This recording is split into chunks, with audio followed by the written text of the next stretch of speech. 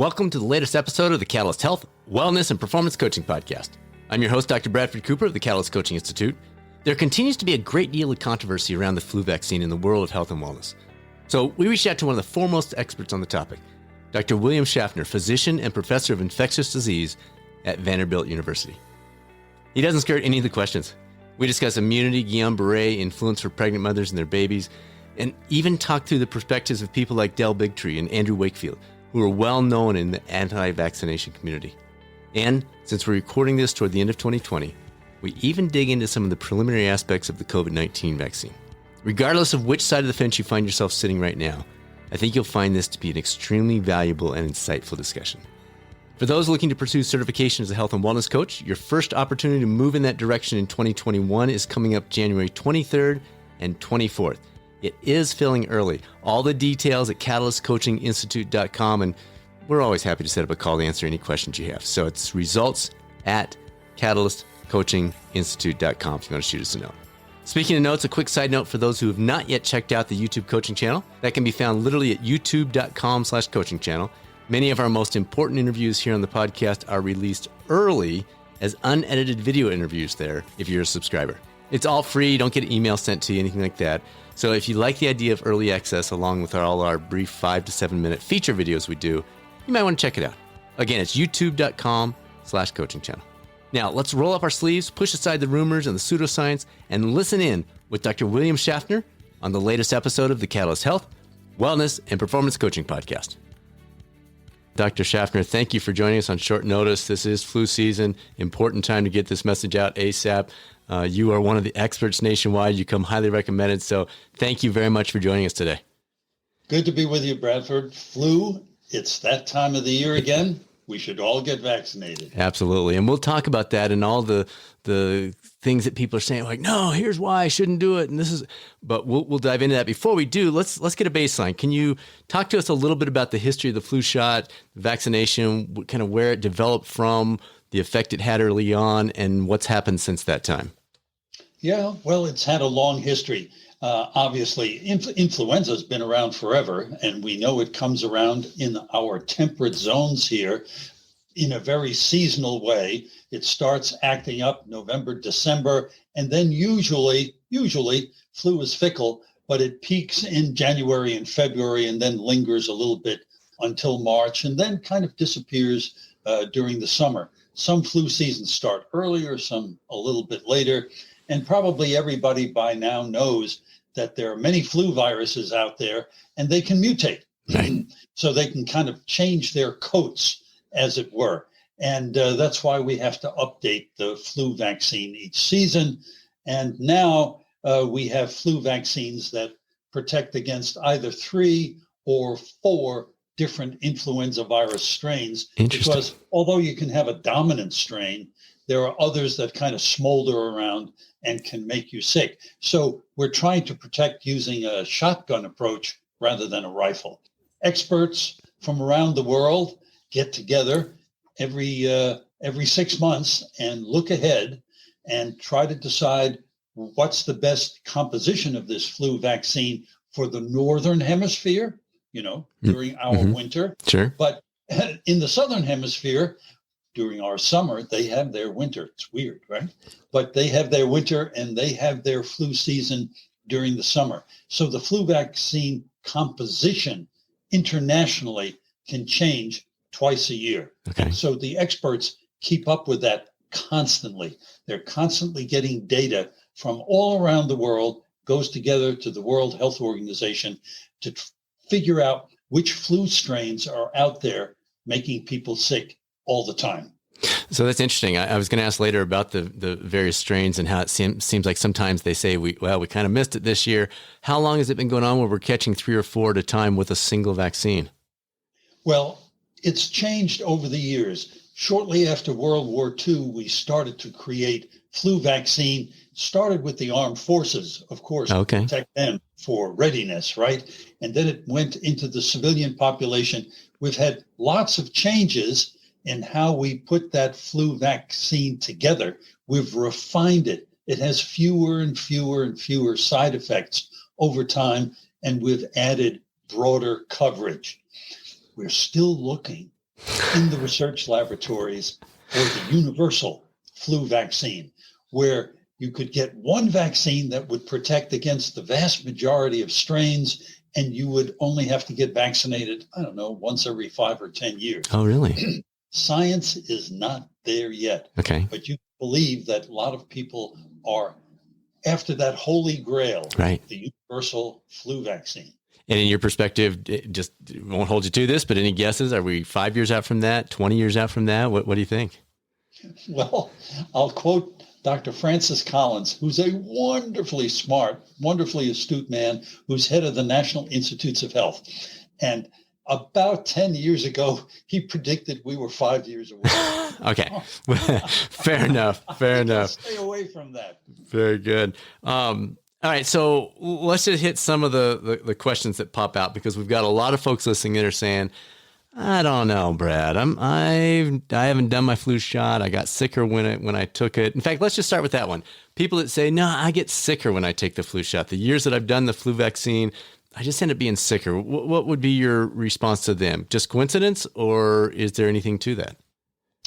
Well, if people are concerned about feeling ill shortly after they get the flu shot in the day or two afterwards, of course, there will be some local side effects. Every time I get my flu vaccine, my arm hurts for about 3 hours. Other people, it lasts for a day and can even get into the second day. And there's a small percentage. We study this all the time. About 1%, only 1% of people have some sort of feeling puny. The next day may have some headaches, aches and pains. Okay. That's your body's immune system working on the vaccine. That's not flu. You cannot get flu from the flu vaccine. Okay. That's an old story, and it's completely incorrect. Okay. Other than that, the adverse events associated with influenza vaccine are really very, very, very unusual. I mean, in the United States alone, we give about 170 million doses of influenza vaccine each year, and many, many more than that around the world. Now, Brad, let's be straight here, because the next thing you're going to hear from people is, that flu vaccine, it doesn't work very well. Fair enough. And, yeah, absolutely. It's not a perfect vaccine. Absolutely not. We would agree with that. And its effectiveness varies, and we can go into details if you like, from year to year, depending upon which flu strains are out there and how close the match is between what the experts thought could be put into the flu vaccine and the circulating viruses. Now, it's not a perfect vaccine, but I like to paraphrase that old French philosopher Voltaire. He admonished us, waiting for perfection is the great enemy of the current good. Yeah. This is the best vaccine medical science can produce for us today. It prevents thousands of infections and thousands of hospitalizations each year. But if it doesn't prevent your infection, you got the vaccine, and darn, 2 months later, you actually came down with the flu. I can tell you, your flu illness was milder. You got partial protection. Okay. And we know that. I mean, the evidence is showing us clearly it's not just the doc wants you to feel better about it. So no. It's absolute. No. The data show that if you've had the vaccine and you've subsequently had the flu, your risk is much lower to being hospitalized, being in the intensive care unit, and dying. What's wrong with that? That's pretty valuable. It's not perfect, but it shifts the odds in our favor. And not subtly. It's not a 55-45 thing. You're saying, we're talking 95, 97, 99% effectiveness in this case. Well, I wouldn't use any of those numbers in association with influenza vaccine. Okay. Complete protection against any illness varies depending upon whether you're young and robust or older and frail. And depending on the year, it can go anywhere from as low as 20 to 30% sometimes. But in some populations, it's as good as 70%. But in addition to this complete protection, which is a perfectly valid way of looking at it, it also provides, in addition, a moderating effect on the illness that might occur even though you had the vaccine. Right. Okay. Good. All right. So let's talk overall immunity. Have some people, I did a lot of research looking into some of the claims and concerns, that kind of stuff. A lot of people say, well, it reduces your overall immunity because your body isn't learning to adapt to that flu strain naturally. What would your comments to that be? Well, I think the natural point of view is a very interesting one. It's as though we shouldn't modify anything we would do. Your body will take care of your appendicitis. I don't need a surgeon. Thank you very much.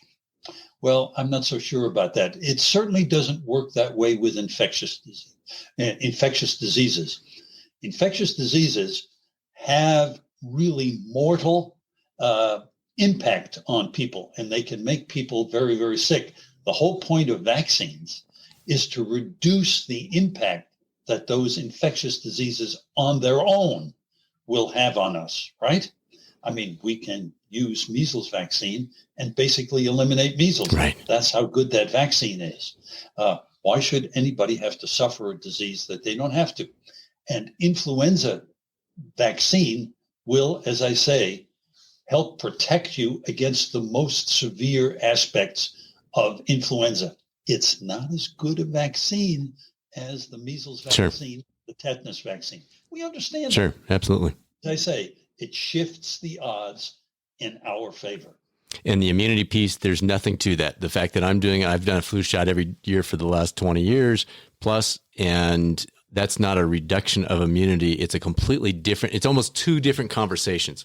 Immunity's over here and vaccine is over here. Well, my immune system, of course, is the system with which my body fights off infectious diseases. Right. And in point of fact, as we get older, we know our physical bodies become more frail. I'm not the robust fellow I was at age 22 anymore. And my immune system also becomes less robust. And that's why we actually have a couple of influenza vaccines, especially for people age 65 and older. Okay. They work a little more vigorously on the immune system, kind of kickstart the immune system, and they provide additional protection for people age 65 and older. Those vaccines, the high dose vaccine and the one with an adjuvant in it, actually work better in the older population than does the standard vaccine. So we're trying in baby steps to improve these flu vaccines year by year. But it's not having any kind of negative effect on those folks in the other aspect, flu aside. If I'm 72 years old and I take this little bit stronger dose, my immunity for other things is not impacted in any way. I'm simply protected from this one strain or handful of strains. You've got it down exactly. Okay. Correct. Okay. Good. All right. Well, how about people that come in with high risk, things like diabetes, MS, other types of things? Is there anything about the flu shot, anything in the data that shows that might exacerbate some of those or other pre-existing conditions? No, quite to the contrary. Those people who have underlying chronic illnesses are especially vulnerable to the more severe aspects of influenza. They're more likely to get pneumonia, which is the big complicating aspect of flu. So we urge them in particular to take advantage of flu vaccine. In fact, we've been talking to doctors as well as the patients. In your chronic disease management, think of flu vaccine as part of that chronic disease management. You're even more important to get vaccinated than the average citizen. We want everybody vaccinated, but we put special attention on you folks who have chronic underlying illnesses. Okay, that's a great clarification. All right, so what about ingredients? Don't get too deep into the weeds for us here, but in terms of what people are putting to their body, I read a lot of people saying, "Well, you don't know what they're putting into you. I don't want that stuff going in my body." What is this thing that they're putting into our bodies? Well, flu vaccine has pieces of the flu virus, not the whole virus, just pieces of it, right? along with a number of other ingredients that just stabilize the situation so that the vaccine will actually work and won't deteriorate in the vial, right? And people are exposed to all of those little things, those extra little ingredients. None of them are toxic. If we thought they were, of course, we wouldn't use them. The World Health Organization wouldn't. They wouldn't be big on that. It's the World Health Organization. They wouldn't be recommending the use of this vaccine. And they have to go through very stringent safety assessments all the time. So claims around carcinogens. I saw some claims of, there's carcinogens in that vaccine. Complete bunk, some wives' tale. That's simply incorrect. Okay. All right. Very good. All right. Let's touch on some names that people are going to throw out. Dell Bigtree, Andrew Wakefield. They have large following. A lot of folks that would consider themselves to be anti-vaxxers, think, Dell's amazing. I love, and former physician Andrew Wakefield. What advice would you give? Maybe you're not familiar with those two specifically, but what advice would you give for people that maybe are fans or in that camp and are listening to this and saying, I don't know, I don't believe this because Andrew says this or Dell says that. Any thoughts along those lines? Well, I don't know these gentlemen personally, but I've been in the same room with both former Dr. Wakefield and Mr. Bigtree. They are vigorous personalities. They are charismatic.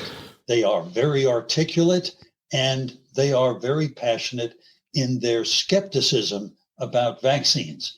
And I happen to just think that they're misguided, but they have a lot of people because they are, as I say, they're big. Yeah. They're excellent communicators, both of them. And they have a genuine appeal. And when I've seen them both, been in the same room with them, they're not alone. They have a group of acolytes who are with them. And they're powerful, vigorous personalities. I just believe both those gents are on the wrong track. I wish we could recruit them to the pro-vaccine field because, as I say, they're very good communicators. And I haven't seen any of their allegations, their concerns actually manifested in solid scientific evidence. So they raise a lot of concerns, but they don't have any good data behind them. There's junk science. Don't get me wrong. And they can cherry pick information such that they can put a very clever argument together.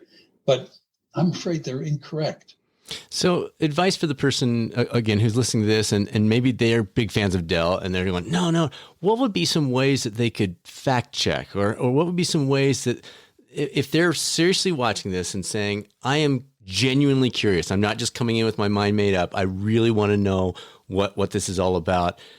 Well, are there some resources that they can go to fact check some of the things that these two gentlemen are saying, even though they're saying it very well, to find out, is it really, we're big on evidence-based practices here on this channel.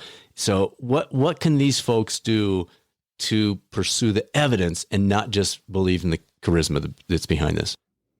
Bradford, there are a number of locations where they can go. They may be wary of the CDC's data, but the CDC's data are very solid. Sure. They can go to an organization with which I'm affiliated, the National Foundation for Infectious Diseases. They have a website that's absolutely objective and provides good information. The American Academy of Pediatrics provides excellent information. There are 80,000 pediatricians in the United States alone.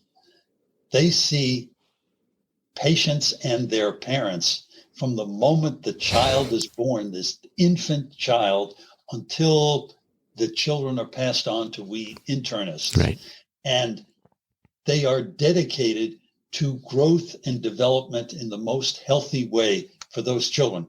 To think that 80,000 pediatricians either all slept through that important lecture in medical school, or they're all doofuses, or they've all been duped, or they've all been paid off by vaccine manufacturers. Please. Right. Yeah, no doubt. All right. Another website that's very popular, again, not sure if you've heard it specifically, but greenmedinfo.com. They make a lot of claims, things like lack of efficacy. We've talked about that. It's not perfect. We're improving each time. Linked to autism, chronic and autoimmune diseases, those kinds of things. The person that loves that website, the person that quotes that website or refers people to that website, any suggestions for them to compare and contrast what that's saying? You mentioned junk science. Is that generally seen as junk science? Is that generally seen as cherry picking science? What are your thoughts on that? Those are valid concerns. They have been raised. The autism issue in particular is well known. And also the issue concerning autoimmune illnesses. That comes up all the time whenever vaccines are introduced, and they are a concern of all the expert advisory committees because there is some biological plausibility to the autoimmunity concern, not the autism concern. That's been put to rest many times. Okay, let's just say that one more time before we move to autoimmune. The autism studies very clearly. There must be 24 autism studies now that have put that to rest, and I'm afraid that the original study was discovered to be not only faulty but fraudulent. I mean, that's why the doctor lost his license to practice medicine in the United Kingdom. Gotcha. So autism is off the table. That's not even a conversation. For anyone who seriously does their research, that's not even a conversation anymore. Right. Okay, very good. So let's talk about autoimmune. Autoimmunity is a matter of concern with every vaccine because is it possible this immune stimulation, whether by the disease itself or by the vaccine, could stimulate an autoimmune response, even if it could do that rarely, is a matter of great concern. For example, Guillain-Barré syndrome, which is a paralytic illness involving the nervous system, is thought to have a major autoimmune cause. And we know it occurs in the general population of a rate of about 1 per every million people in the population. So there's a background rate of this illness, including instigated by influenza, the virus itself. So the question is, could influenza vaccine stimulate the occurrence of Guillain-Barré syndrome? Now, for starters, if you're trying to assess an illness that occurs about 1 in a million, there are really methodological challenges. It is tough, but it has been thought that from year to year, it varies. The studies vary. There is a possibility that influenza vaccine might predispose someone to Guillain-Barré syndrome at about the same rate, 1 per million. But the studies, as you can imagine, from year to year, either support that or say no. Is there year-to-year variation, or is this such a difficult thing to assess that you might expect from year to year using even similar approaches couldn't hit the target? But whatever it is, we're cognizant of it. We make the point, and anybody who has previously had Guillain-Barré syndrome within 6 weeks of receiving flu vaccine is recommended not to receive it. And so we try to take that into account.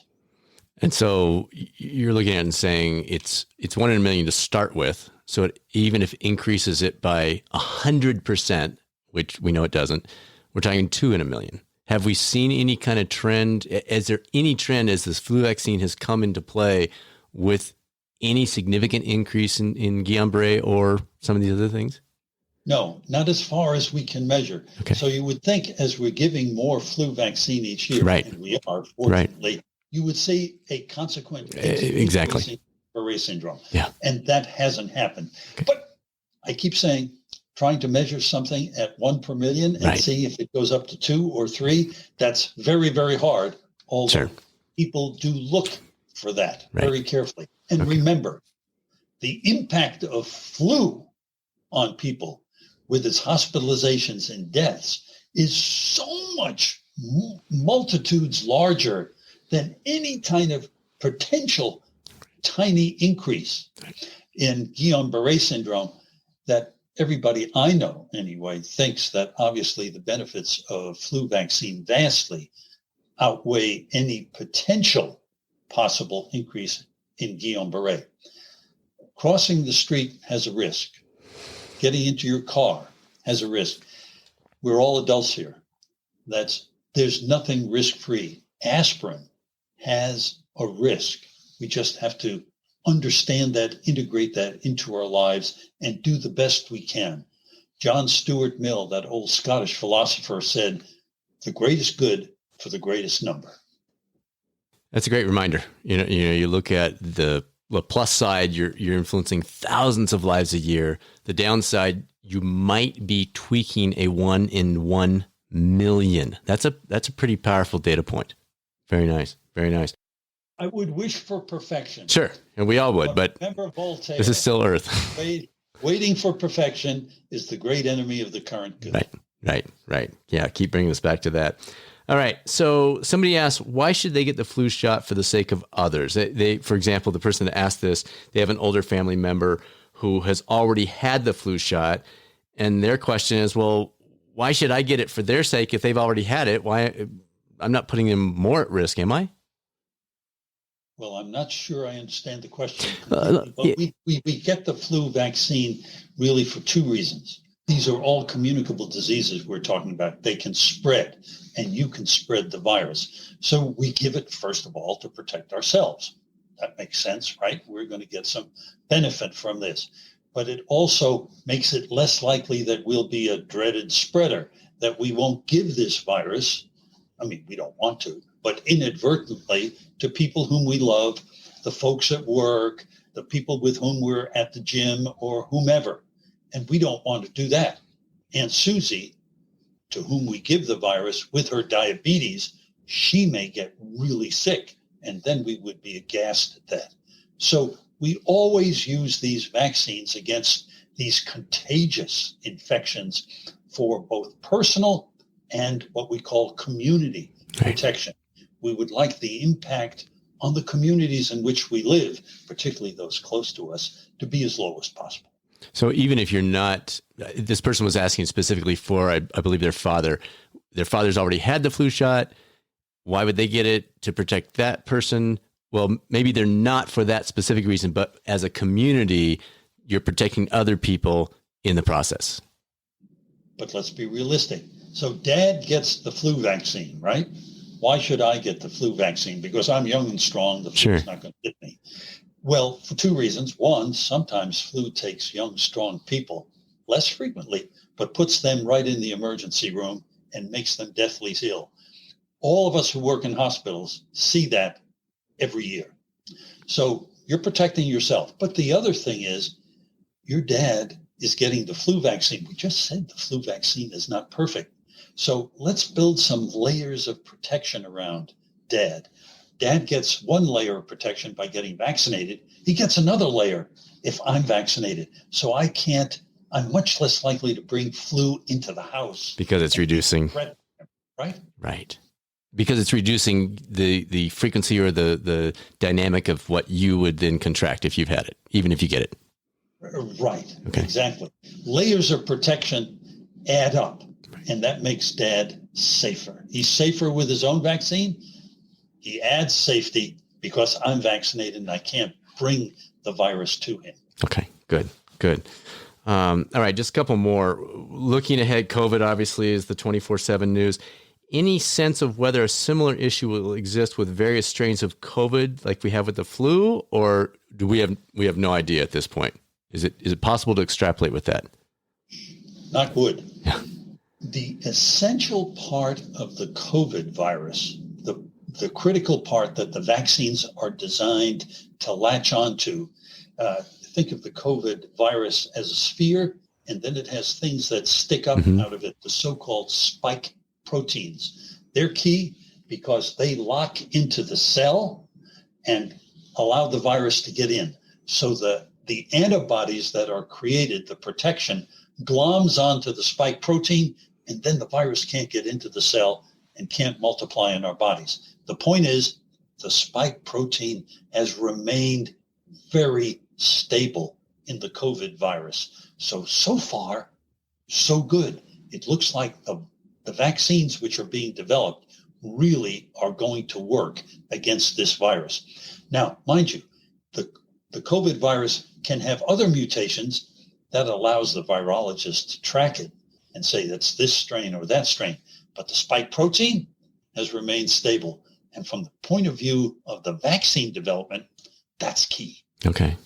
And does that stay stable only because we're in the first season of it?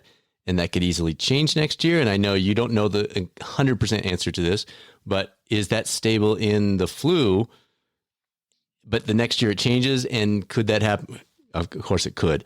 Is that likely to happen with the COVID? From your understanding at this point? Our understanding is this.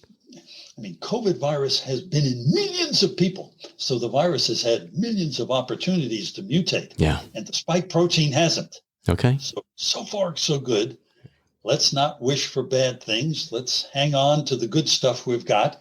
And we're going to be following this over time. If it changes, we'll let you know. Perfect. But so far, so good. Beautiful. All right.